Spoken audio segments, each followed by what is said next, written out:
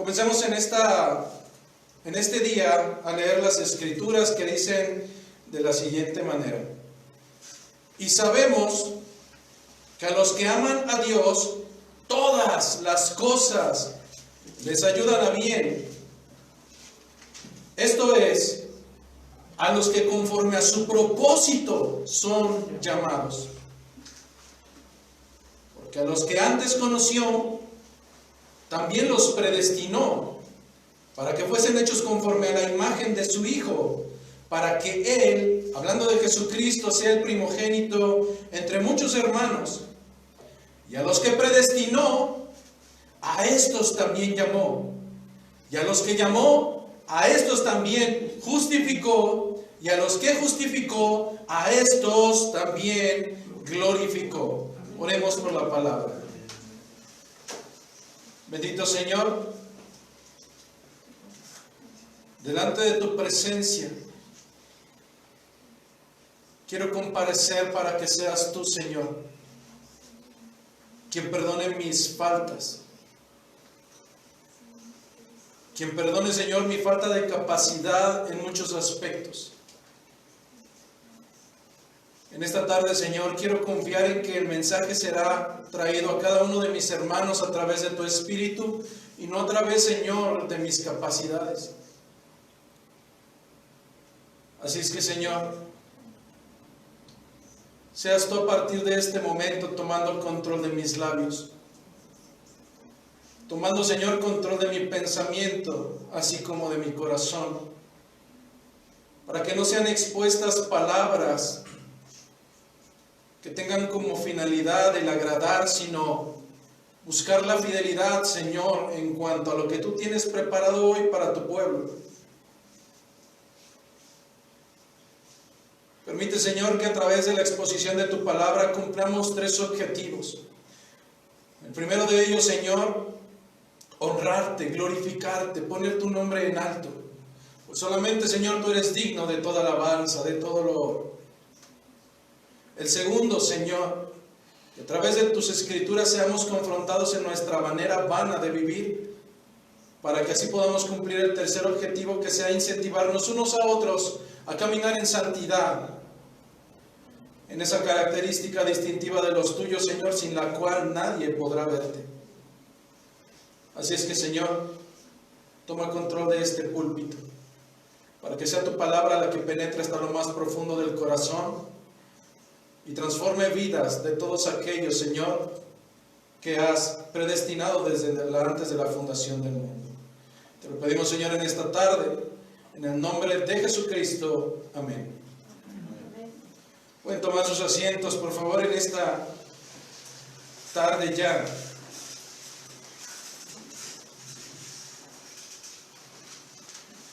Este es el segundo culto ya que hemos comenzado y ya empieza a mermar un poco el cuerpo, pero el ánimo no se detiene. En realidad estamos muy contentos porque el día de hoy estamos iniciando el segundo año de trabajo en este lugar que comenzó como una aventura ilógica. Sin embargo, lejos de hablar acerca de cada uno de nosotros, pretenderé que mayormente nos centremos en lo importante que son las Escrituras, en hablar acerca de aquel que nos llamó de las tinieblas a su luz admirable y que lo hizo única y exclusivamente por misericordia.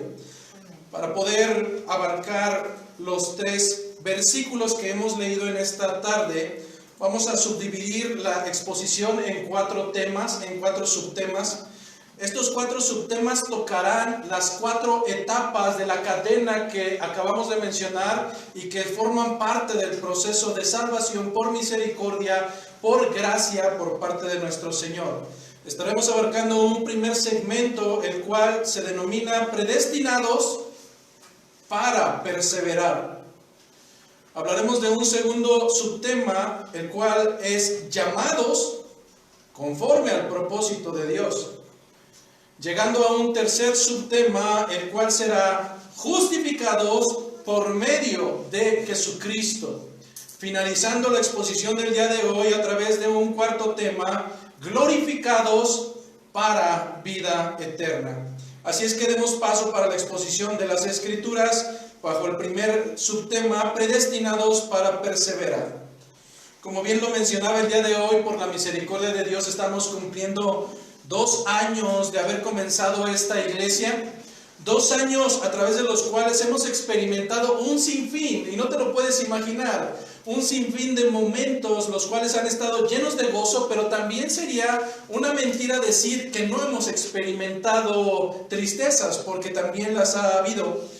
Sin embargo, de algo estamos totalmente seguros en esta tarde, y es que ya sea momentos de gozo, ya sea momentos de tristeza, todos y cada uno de ellos han sido orquestados y permitidos por y mediante la soberanía de nuestro Dios. Ese es uno de los puntos fundamentales en los cuales creemos en este lugar, y es que Dios es soberano, por eso es Dios. Él hace conforme a lo que Él quiere, como Él quiere, Él lo hace, pues Él es soberano.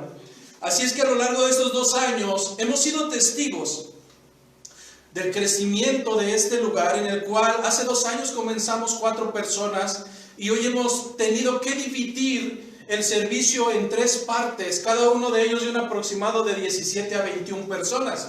Así es que después de 2 años hemos experimentado un crecimiento a llegar a un promedio de 60, 70 personas, y sabemos que todo esto no ha sido por mis capacidades, no ha sido por mi suerte, ha sido por la misericordia de Dios. En este sentido, durante 2 años hemos visto cómo llega gente, pero también hemos visto con tristeza cómo muchos de ellos también se han retirado. Algunos de ellos permanecen hoy en día en iglesias de sana doctrina, y eso alegra nuestro corazón. Pero también es necesario, bajo veracidad, decir que lamentablemente muchos otros más han dado marcha atrás para regresar a donde no es conveniente. Muchos de ellos hoy no caminan bajo el Evangelio de Jesucristo. Surge aquí una primer pregunta, y muy probablemente en alguna ocasión te la has hecho. Si todos escuchamos el mismo Evangelio, si todos escuchamos la misma predicación, ¿por qué no todos perseveramos en el camino de Jesucristo? Y a raíz de esta pregunta valdría hacerla, también extenderla y hacer 3 preguntas más.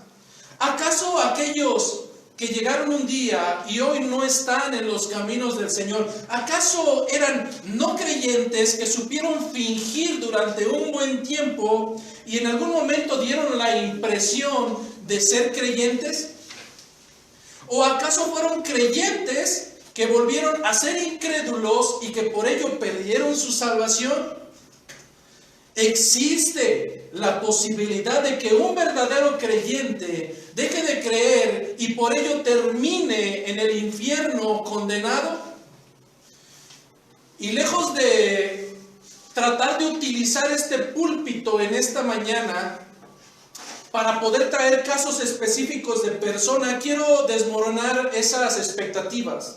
Este púlpito no es para preparar prédicas para personas en específico. Eso sería absurdo, sería una pérdida de tiempo.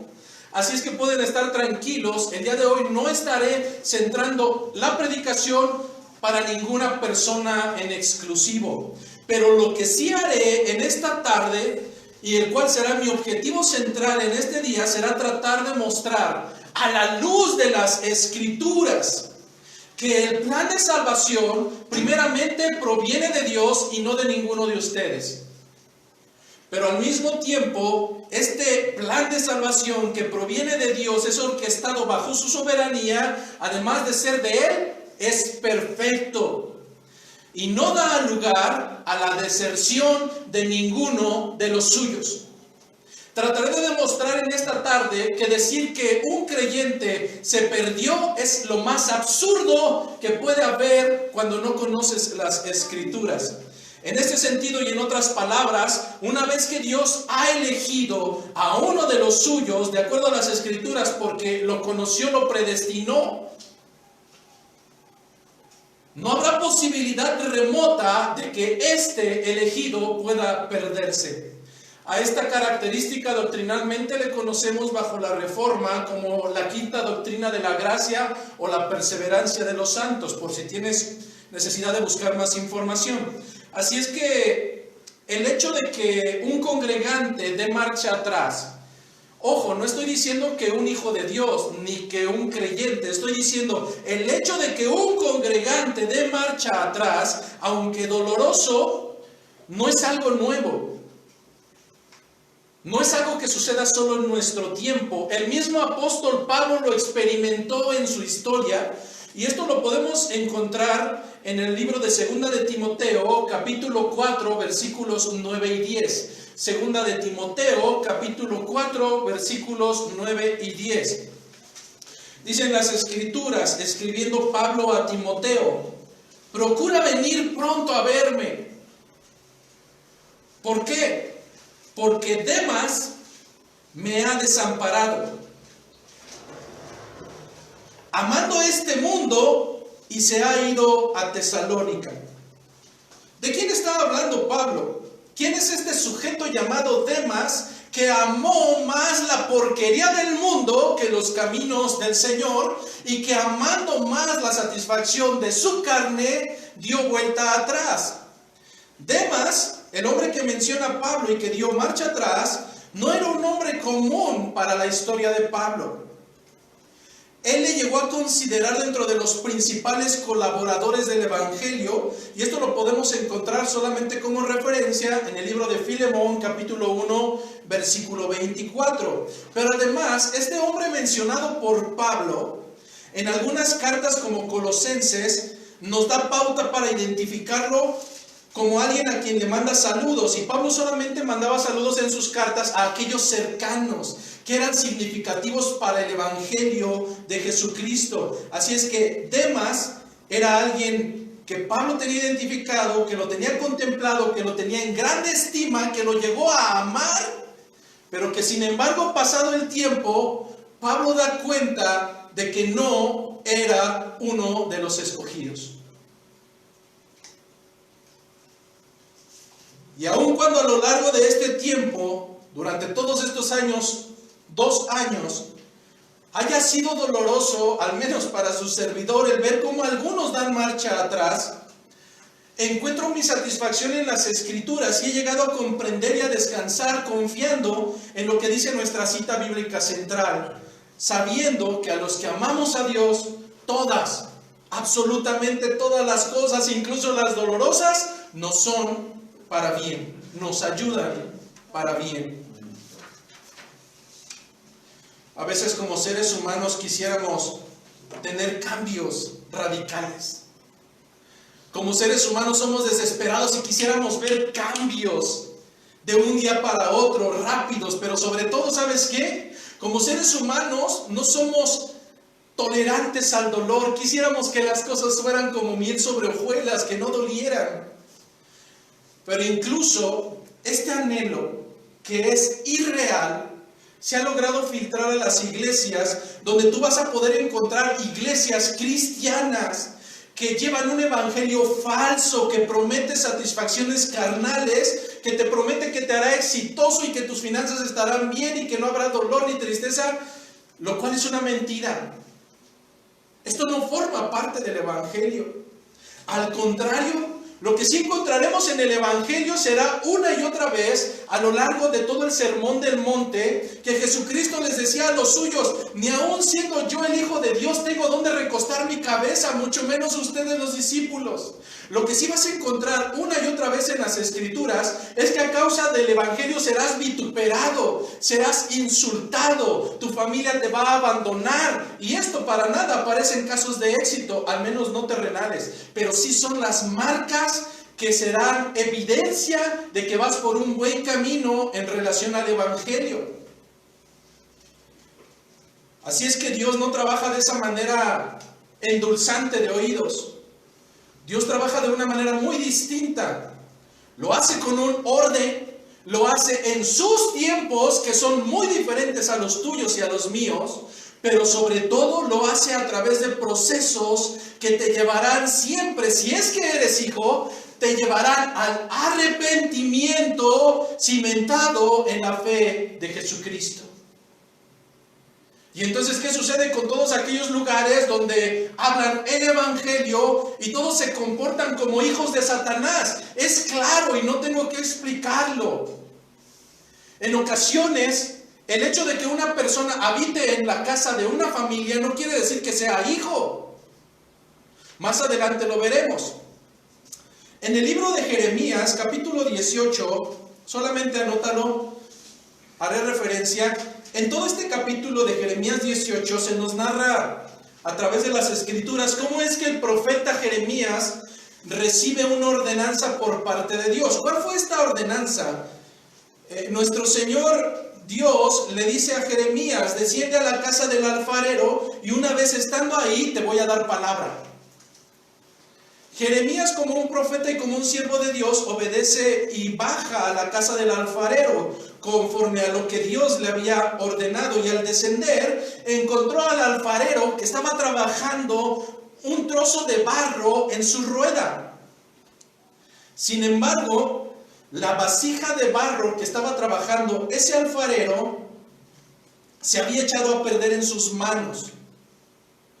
Y de ese mismo material inservible, el alfarero tomó la decisión de comenzar nuevamente a hacer otra vasija, según le pareció mejor hacerla. Entonces nos narra Jeremías, ahí en el capítulo 18, que vino la palabra de Jehová, de Dios, diciéndole a Jeremías: ¿no podré hacer de vosotros como este alfarero? Así como el barro en manos del alfarero, así sois vosotros en mi mano. ¿Qué querrá decir esto?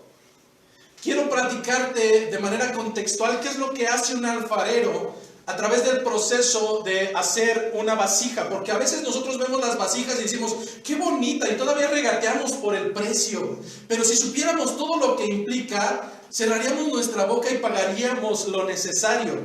Fíjate, el proceso de una vasija consta de al menos 4 etapas. La primera de ellas, de 4 a 5 etapas. La primera de ellas es cuando se hace la selección del producto y el amasado. A primera vista, para los que somos ingenuos, diríamos: pues es tierra, a final de cuentas, agarra de ahí. No todas las tierras son óptimas para realizar una vasija. Son barros especiales, son productos que son idóneos para poderlos forjar y hacer un producto bello final. De tal manera que aquí cobra sentido: muchos serán los llamados, pocos serán los escogidos. Solamente los aptos para los objetivos de Dios. Una vez que este hombre selecciona el barro que está hecho piedra, comienza un proceso que es importante y que es la limpieza de ese producto. Ese producto, como tierra, está lleno de ramas de otras tierras que no se necesitan, y necesitamos solamente el producto de barro. Después de ello viene un proceso que, si nosotros pudiéramos escuchar la voz del barro, sería lo más doloroso que puede haber. Porque ese barro, para ser funcional, primero tiene que ser triturado. Tiene que pasar por una molienda donde tiene que quedar hecho polvo, añicos, para que después se le ponga un poco de aditamentos como agua y otros productos más, y sea amasado de una manera uniforme, porque si no se hace un producto uniforme, eso no servirá. ¿Te imaginas? No sé si has visto cómo amasan valga la redundancia, la masa para pan, para pizza.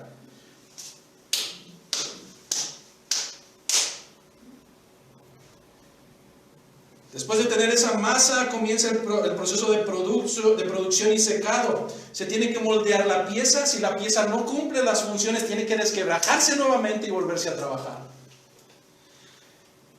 Esa pieza tiene que dejarse secar al natural.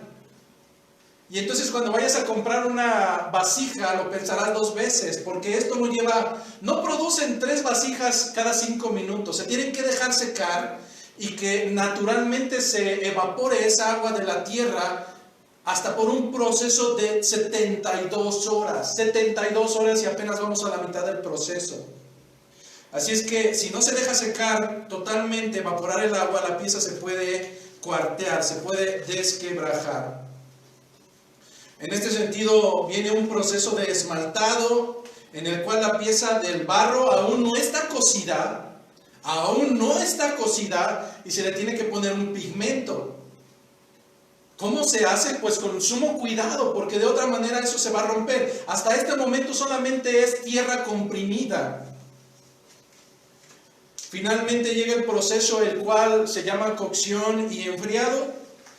Y este proceso de cocción, primeramente debes de tener en cuenta que es entre 8 y 10 horas. 8 y 10 horas de esas piezas dentro de un horno a una temperatura promedio que jamás verás en tu vida, a menos que trabajes en la industria. A un promedio de 1000 grados centígrados. Piensa por un momento en que así es como Dios comparó a su pueblo. ¿En qué momento dijo: serás de un segundo a otro una vasija? No, serás como el barro en manos del alfarero. Piensa por un momento, somos como barro en manos del alfarero. Y te puedo asegurar que el ver el resultado final de una vasija es sumamente agradable a la vista, pero pocas veces te habías puesto a pensar en todo el proceso que implica, y que en su mayoría implica tiempo, además mucho trabajo, al igual que la vida de un siervo de Dios, al igual que un escogido de Dios. Así es que si el barro pudiera tener voz, seguramente lloraría a cada amasada: Señor, ¿por qué me estás moviendo? Si el barro tuviese entendimiento, seguramente no comprendería por qué el alfarero lo golpea constantemente. Si el barro tuviese conciencia, incluso consideraría injusto el que lo pasen por el fuego.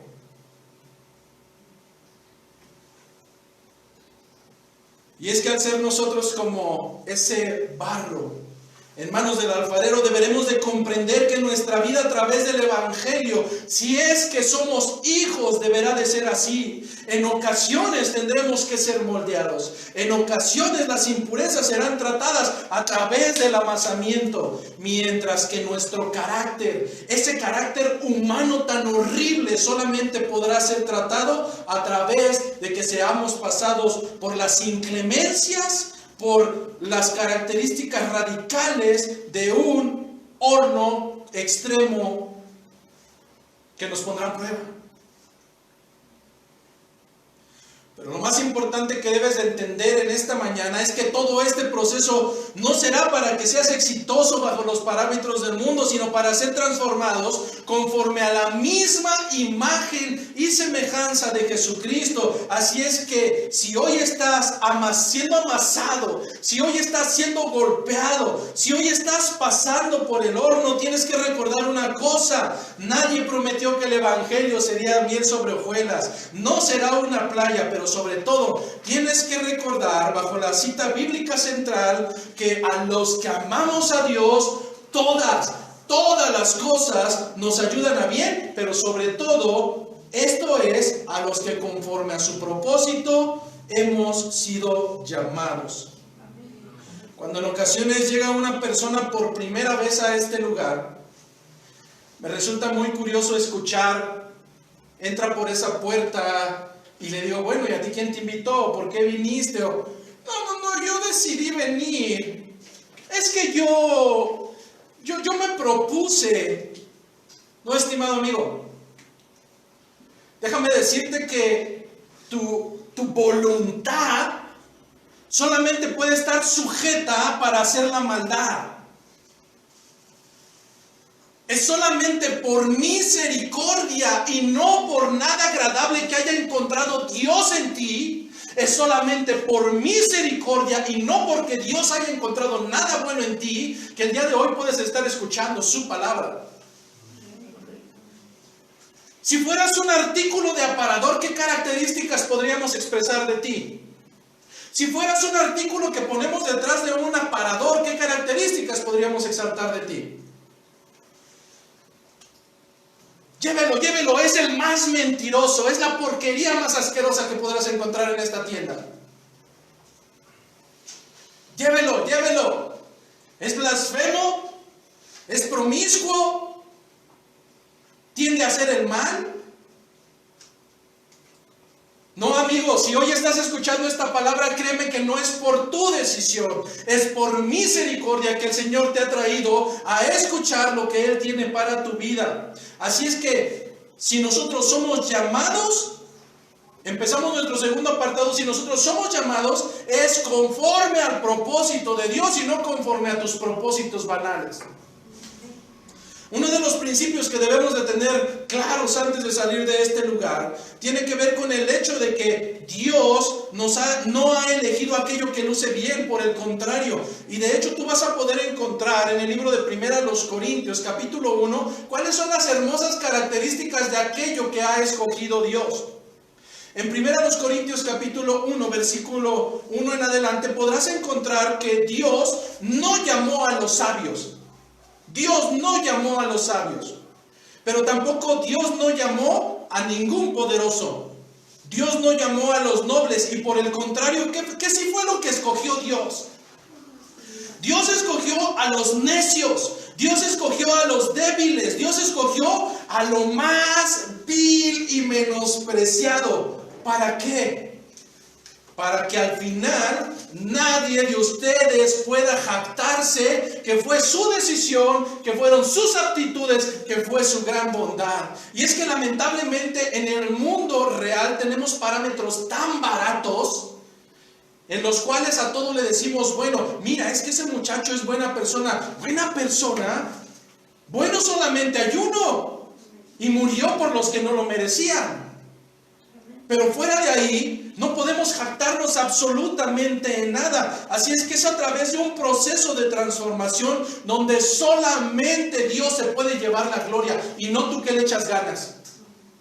No, es que yo le echo bien hartas ganas. No, déjame traerte a tu realidad. Tú no eres noble, no eres poderoso, no eres sabio y por el contrario eres necio, débil y lo vil y menospreciado del mundo, de lo cual Dios tuvo misericordia. La próxima ocasión que tengas la intención de jactarte en alguna característica bondadosa tuya, recuerda que todo, absolutamente todo viene por misericordia.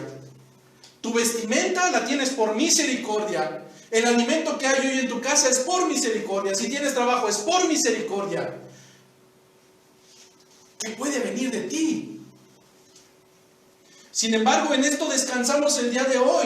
La historia de cada uno de ustedes a lo largo de 2 años donde hemos podido percibir cambios, modificaciones, aún con los que son más recientes, nos da cuenta de que esto es una obra que solamente puede ser gestada por Dios. Solamente Él transforma el interior de los hombres. A lo mejor tú podrás cambiar tu físico, podrás cambiar tu peinado, podrás cambiar tu ropa, pero cambiar el corazón es una obra que solamente proviene y es de Dios. Esto lo podemos encontrar en el libro de Filipenses capítulo 1 versículos 3 a 6. Filipenses capítulo 1 versículos 3 al 6.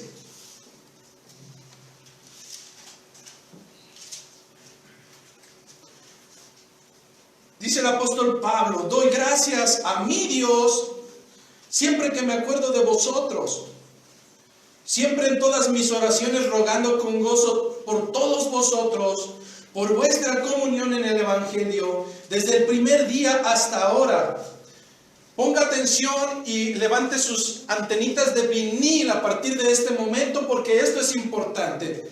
Continúa escribiendo el apóstol Pablo: estando persuadido, traducción al español, estando totalmente convencido de esto, que el que comenzó en vosotros la buena obra, la perfeccionará hasta el día de Jesucristo. Así es que es necesario destacar 2 cosas en este simple texto. 2 cosas sobre las cuales Pablo estaba totalmente convencido. La primera de ellas, Pablo estaba totalmente convencido, persuadido de que fue Dios. De que fue Dios quien comenzó en nosotros una buena obra. No tú. Si por nosotros fuera, nosotros estaríamos en este momento levantándonos de una cama ajena y no sabríamos ni quién es. Si por nosotros fuera, estaríamos levantándonos el día de hoy con una resaca por haber terminado mal el día de ayer. Si por nosotros fuera, estaríamos descansando en nuestra cama, comiéndonos una concha con chocolate, viendo televisión. Si por nosotros fuera. Pero algo importante es que Pablo identifica y está totalmente convencido que es Dios quien comenzó en nosotros la buena obra. Pero Pablo está convencido de un segundo aspecto, y es que esta buena obra que Dios comenzó, Él mismo se encargará de perfeccionarla. Él mismo se encargará de perfeccionarla. Así es pues que la obra ha sido de Dios y no del pastor José Luis. Así es que la obra ha sido de Dios y no de los esfuerzos baratos de ninguno de nosotros. Así es que la obra de Dios es en cada uno de ustedes y ha sido obrada bajo soberanía y bajo total misericordia de Dios. Así es que cuando digas tú, yo voy a cambiar a alguien por medio del Evangelio, ¿quién eres tú? Es el Espíritu de Dios el que obra bajo misericordia, bajo los escogidos que el Señor ha determinado para salvación. Debemos entender en esta mañana que la obra será de Dios y no de los hombres. Aún en el caso del apóstol Pablo, como emisario del Señor, él sí tenía evidencia de ser un discípulo, no como nosotros. Pablo había sido latigado. Pablo había sido encarcelado. Hoy me resulta tan gracioso como los jóvenes ponen en sus publicaciones: todo lo puedo en Cristo que me fortalece. Y nadie sabe que eres creyente. Pablo lo estaba diciendo al interior de una cárcel en la cual continuaba en amor por el Evangelio y a causa del Evangelio. Todo lo puedo en Cristo que me fortalece. No hay evidencia de arrepentimiento en nuestras vidas. Y en este sentido, Pablo, que sí las tenía, comprendía totalmente que él era un servidor, que era un siervo inútil, un esclavo, un simple colaborador, y que al final de cuentas la obra siempre pertenecía a Dios. Pablo pudo haberse jactado y decir: es que yo prediqué por toda Asia, por Filipos, por Corinto. Pero de nada se jactó Pablo, porque Pablo comprendía que quien comenzó la buena obra en aquellos hombres no era Pablo, era Dios. Así es que en esta cita de Filipenses que acabamos de leer, la Biblia no dice que comenzó Dios una obra en medio de ellos. Dice que comenzó la buena obra en ellos, en el interior de cada uno de los filipenses. Así como lo ha hecho en muchos de nosotros. Y es aquí donde deberías de ponerte en tela de juicio, hermano, congregante, asistente. ¿En verdad Dios ha comenzado la buena obra en ti? ¿Qué pasa con aquellos que hemos estado 10, 15, 20 años, un año en un lugar y seguimos siendo lo mismo? Decimos: el Señor me salvó. ¿El Señor te salvó de qué? Sigue siendo el mismo pagano. Pablo está hablando de esa transformación interior que Dios ha comenzado en cada uno de los elegidos, aun cuando nosotros estábamos muertos en nuestros delitos y pecados. Pensar que nosotros tenemos decisión es como si hoy te dijera: vete a predicar a un panteón y predícale: Francisco, levántate. Jamás se va a levantar, porque él no tiene las facultades, las aptitudes, la noción de obrar hacia Dios. Es Dios que, si Él quiere, Él levanta a los muertos. Y eso fue lo que hizo con muchos de nosotros. El hecho de que esta obra pertenezca y haya sido iniciada por Dios garantiza que lo que Él comenzó, Él mismo lo va a terminar. Por tanto, el hecho de que Dios es quien comenzó la obra en nosotros y no nosotros mismos en nuestras vidas, nos brinda la total seguridad, el descanso y la paz de que nuestra salvación jamás se perderá. Pero en este sentido, es necesario entender que estas palabras son para los hijos, para los que son destinados del Señor.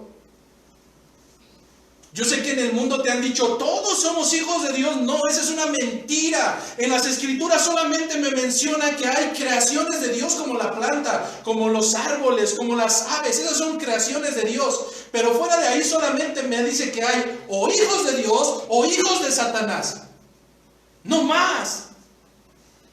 Pero la pregunta está en esta mañana, ¿qué evidencia estás dando tú de quién eres hijo? Porque en este caso no hay huérfanos. O eres hijo de Dios o eres hijo del diablo. Lamentablemente a veces nos queremos engañar y decimos, bueno, es que yo nací en una cuna cristiana. ¿Cuna cristiana? ¿En dónde se encuentra esa baratija en las Escrituras? Eso no es real. El ser hijo de creyentes no te hace creyente.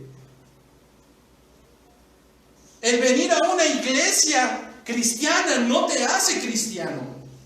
La misericordia de Dios obrando en tu interior, en tu vida, haciendo nuevas criaturas, eso hace hijos. Y entonces, ¿cómo saber si el Señor ha comenzado una buena obra en mí?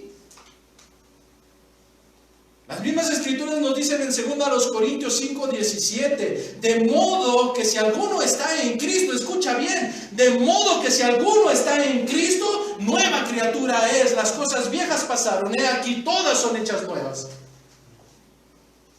Así es que cuando en las cuestiones laborales me dicen, oiga José Luis, acá también hay otro que dice que es cristiano, pero se comporta como hijo de Satanás, le digo, pues entonces ese hombre no es cristiano, ese es hijo del diablo.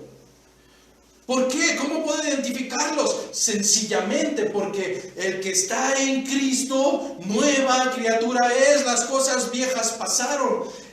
Oiga, y si yo llevo 2 años en el Evangelio y no he cambiado absolutamente nada en este sentido, si no hay frutos dignos de arrepentimiento en tu vida, yo te diría en esta mañana, es momento que empieces a suplicar.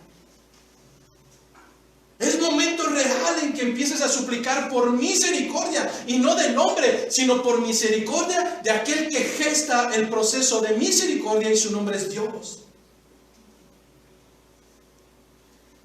Cuando veo una y otra vez el Evangelio, yo no encuentro otra cosa más que arrepentimiento y fe en Jesucristo. El mismo Jesucristo llegó a esta tierra diciendo, arrepenteos porque el reino de los cielos ha llegado. Lamentablemente, hoy hay un alto porcentaje de iglesias basura aquí en Querétaro que se visten de Jedi para predicar, que les dicen a la gente, ánimo, tu 2021 llegará y todo irá bien y todo nos irá para bien. No, eso es mentira, eso no es el Evangelio, eso es cualquier otra patraña. El púlpito debe de utilizarse siempre para confrontar el pecado, no solamente de los que están de aquel lado, del mismo que está aquí. Porque si alguien obra misericordia en nosotros, es nuestro Señor, y así podemos llegar al tercer apartado. Si hemos de ser justificados, será única y exclusivamente por medio de Jesucristo y no por medio de nada más. Y si usted se quiere portar bien, pórtese bien, pero será para que los demás le digan bueno. Y aún así usted estaría pecando porque le está robando la gloria a Dios. Pero si hemos de ser justificados, será por medio de Jesucristo, no por medio de nuestras obras. Continuando con nuestra cita bíblica central, dice Romanos 8:29, porque a los que antes conoció, también los predestinó. Oiga, usted ya va a empezar a hablar sobre calvinismo. No, estoy hablando lo que las Escrituras dicen. Si usted no quiere escuchar la palabra de predestinación, necesitaría quemar un alto porcentaje de las Escrituras. Pero si usted no comprende el concepto de la predestinación, estaría haciendo a un lado las Escrituras. Se encuentra en todo lugar. También a los que predestinó para que fuesen hechos conforme a la imagen de su Hijo. ¿De quién? De Jesucristo.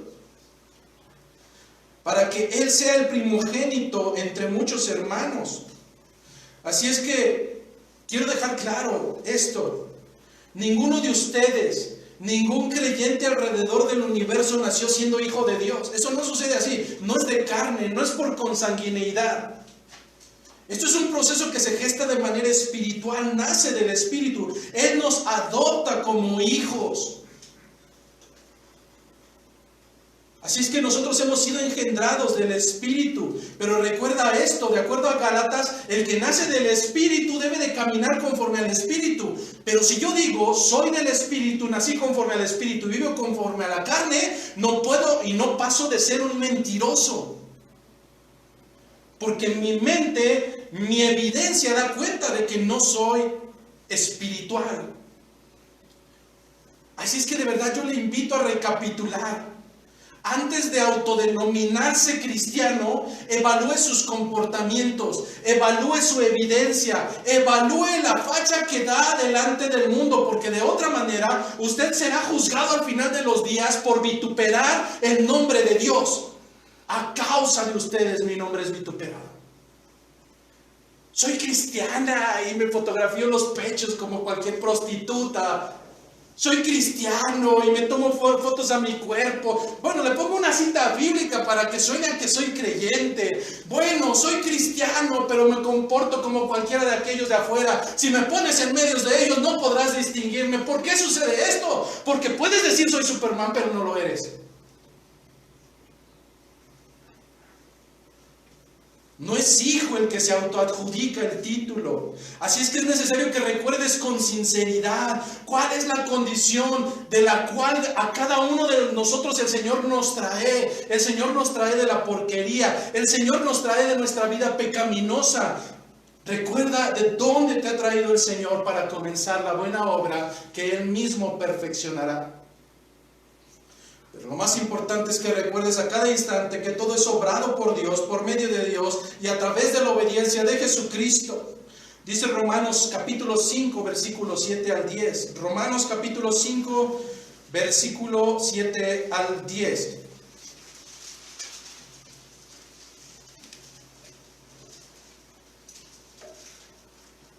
¿Cuántas veces has escuchado decir a un padre de familia, yo voy a morir por ti, esposa amada mía? A veces con vergüenza, ni siquiera las chiqueamos cuando están enfermas. Pero dicen las Escrituras, ¿por qué digo esto? Porque dice, ciertamente apenas morirá alguno por un justo. Con todo pudiera ser que alguno osara morir por el bueno. Pero ¿qué es lo que hizo Dios? Mas Dios muestra su amor para con nosotros en que siendo aún pecadores, Cristo murió por nosotros, pues mucho más, estando ya justificados en su sangre, por Él seremos salvos de la ira. Aquí no dice por tus obras. Oiga, es que me dicen que venga con falda y traje pantalón, entonces ya perdí la salvación. Bueno, si te la pones la gana, no, esto es de verdad. Debes de comprender en esta mañana, somos justificados en la sangre de Cristo y por Él seremos salvos de la ira, no por nuestras obras. Continúa diciendo, porque si siendo enemigos fuimos reconciliados con Dios por la muerte de su Hijo, mucho más, estando reconciliados, seremos salvos por su vida.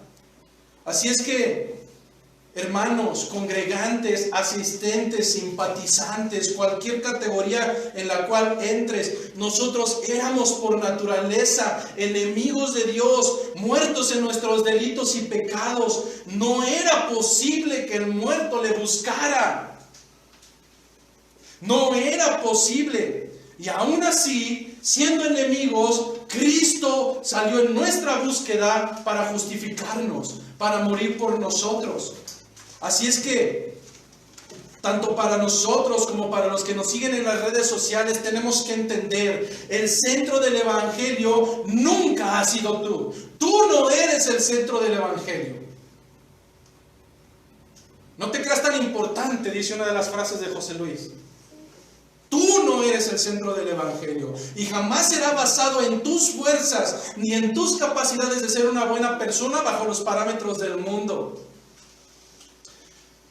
Estimado oyente, debes de entender en esta mañana, tarde, que el centro del Evangelio se basa, sí, en la obediencia, pero en la obediencia de Jesucristo para hacer la voluntad del Padre. Ciertamente, un justo morirá por otro bueno, Pero ¿qué pasaría si en este momento te dijeran, no des la vida por tu esposa o por tu esposo? Quiero que mueras, es necesario que mueras por las prostitutas, por los violadores, por los narcotraficantes. Es necesario que mueras por los mentirosos, por los drogadictos. Entonces dirías, eso ya no me gustó. Bueno, pues en este momento es donde podemos identificar que el evangelio, que la cruz cobra sentido al demostrarnos un amor que no espera nada a cambio. Ese es el sentido de la cruz, ese es el sentido del evangelio. El precio de tus faltas fue pagado a precio de sangre. Fue Jesucristo quien, siendo crucificado en una cruz, recibió sobre sí la furia que debió de haber caído por cada uno de nosotros. Fue Jesucristo, Dios requería un pago. Es aquí donde la cruz cobra sentido, hermanos. Así es que el distintivo de los elegidos no es que den marcha atrás, como algunos dicen en otro lugar, es que acabo de perder mi salvación. ¿Cuándo la ganaste? Es que ya no soy salvo. Pues ¿cuándo lo fuiste?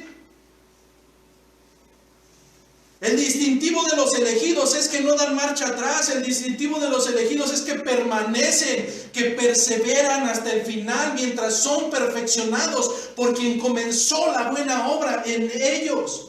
Con ello no quiero decirte que a lo largo del tiempo no habrá desánimos, que no habrá debilidades, que no habrá momentos en que querramos tirar la toalla. Por el contrario, te estoy diciendo que el camino será difícil de acuerdo a las Escrituras, para los hijos, no para los bastardos.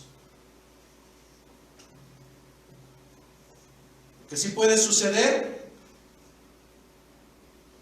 es que alguien, pensando que era hijo, nunca lo fue y dio marcha atrás. Porque la característica de los predestinados es que perseveraran y perseverarán hasta el final. Regresando a nuestra cita bíblica base, Romanos 8:30. Y a los que predestinó, a estos también llamó. Y a los que llamó, a estos también justificó. Y a los que justificó, a estos también glorificó. Repito nuevamente, a los que predestinó, a estos también llamó. Y a los que llamó, a estos ya no los justificó. No, eso no dice las Escrituras. Dice, a los que predestinó, a estos llamó, a estos justificó y a estos los glorificó. Dime en dónde encuentra la gente que el Señor lo que comenzó es una patraña imperfecta. No lo es así. Si Él lo comenzó es porque Él lo va a hacer perfectamente. Y si esto dependiera, si la salvación, si la perseverancia de los hijos dependiera de ustedes, ahí sí yo estaría aterrorizado. Ahí sí estaría aterrorizado. ¿Por qué? Porque un día me dices me amas, me abrazas y al otro día te vas de aquí. Porque un día me dices, yo seguiré con usted hasta el final y al día siguiente no llegaste. Porque dices, hermano, yo lo voy a venir a apoyar y jamás apareciste. Por eso yo doy gracias a Dios que la salvación no sea por obras, sino por gracia, porque depende de Él. Y Él es perfecto y Él no miente. Y si Él prometió, Él lo va a cumplir. Amén. Preocupado si fueras tú. Pero en la mente de Dios, la salvación es una seguridad. Dice Romanos 3:4, sea Dios veraz y todo hombre mentiroso. Así es que si Dios lo dice es porque lo va a cumplir. Así es que el mismo número de predestinados va a ser el mismo número de los llamados. El mismo número de llamados va a ser el mismo número de justificados. Y finalmente el mismo número de justificados serán los que con seguridad en el día postrero, en el regreso de Jesucristo, será el mismo número de glorificados por medio de Jesucristo. Vamos llegando al último segmento, apartado número 4, glorificados para vida eterna. Y prácticamente vamos terminando. Así es que si vamos a nuestra cita bíblica base, tú me dirás, ya terminamos los 3 versículos. Quiero complementarlos en esta tarde con el resto de palabras del mismo apóstol Pablo. Vamos nuevamente a nuestra cita bíblica base, Romanos capítulo 8, pero ahora iremos a los versículos 35 y saltearemos al 38 y al 39.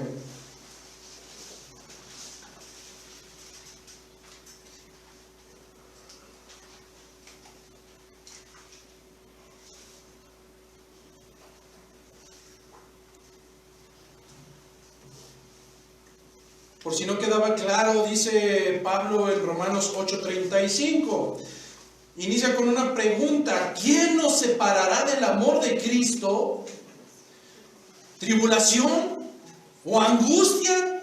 ¿O persecución? ¿O hambre o desnudez? ¿O peligro o espada? 38.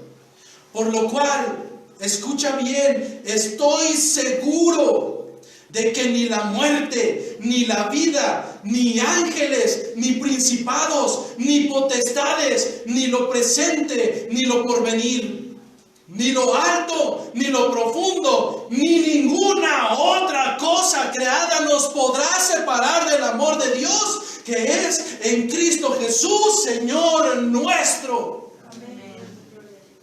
Así es que ¿quién te separará del amor de Dios si en realidad eres uno de los hijos? Nadie. A veces pensamos que nosotros tenemos agarrado a Dios. No, si fuera así, en el primer jalón te sueltas. Pero no eres tú quien agarra a Dios, es Él quien te tiene sujeto y jamás te va a soltar si eres uno de los escogidos. Finalmente quiero terminar con esta cita bíblica. No la busque, pero anótela. Juan 10, 27 al 29.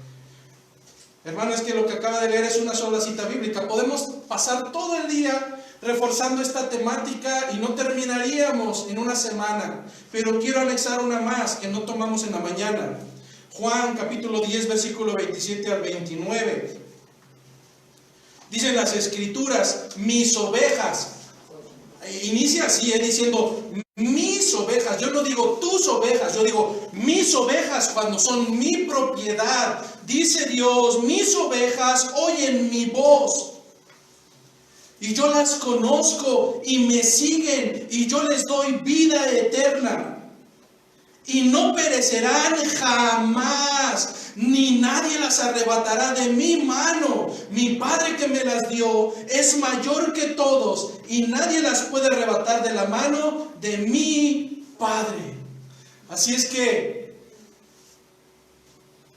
asistentes, congregantes, hijos de Dios, en la categoría en que entres, no es el que quiere, no es el que corre, es de Dios quien tiene misericordia. Y si hemos permanecido por 2 años, y si el Señor permite que sigamos más años hacia adelante, no será por ninguno de ustedes, no será por mis capacidades, será por la misericordia y los propósitos de nuestro Señor. Amén.